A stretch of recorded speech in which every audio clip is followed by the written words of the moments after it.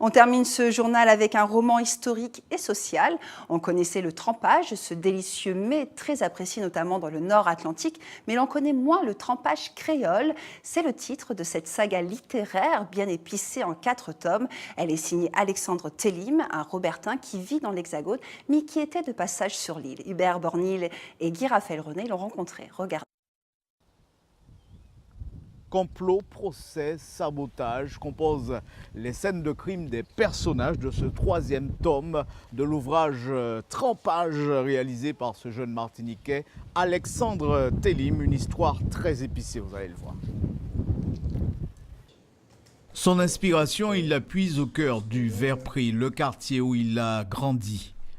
Cet ingénieur de 30 ans est, depuis son passage au collège, un passionné de l'écriture. J'ai commencé par écrire des petites nouvelles, des petites histoires à suite pour le plaisir de mes proches qui me suivaient. J'étais plus sensibilisé quand même aux sciences, donc j'ai poursuivi des études scientifiques, mais en gardant quand même cette passion pour l'écriture. Trempage créole, après le 2, voici le tome 3, Entre les lignes.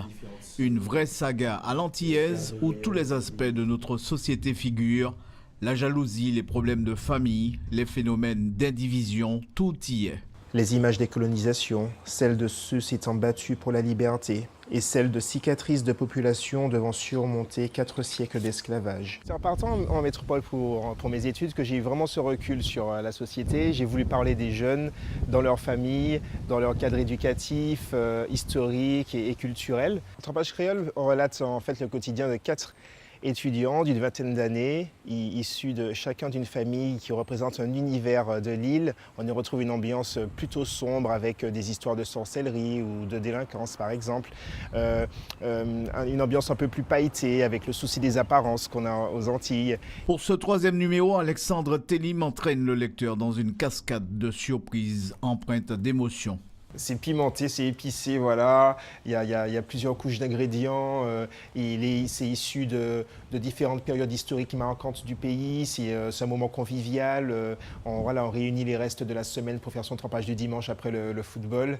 Et ça interpelle beaucoup les gens, les anciens, les plus jeunes qui ne connaissent pas forcément. Et je trouve que c'est un bon concept de ralliement intergénérationnel.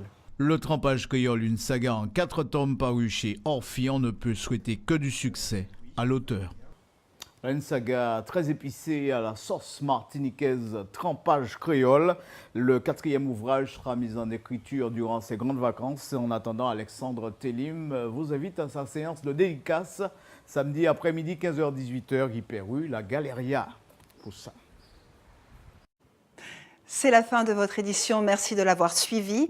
Ne bougez pas, dans un instant, on reste tout près de vous avec Antche Peya. À tout de suite.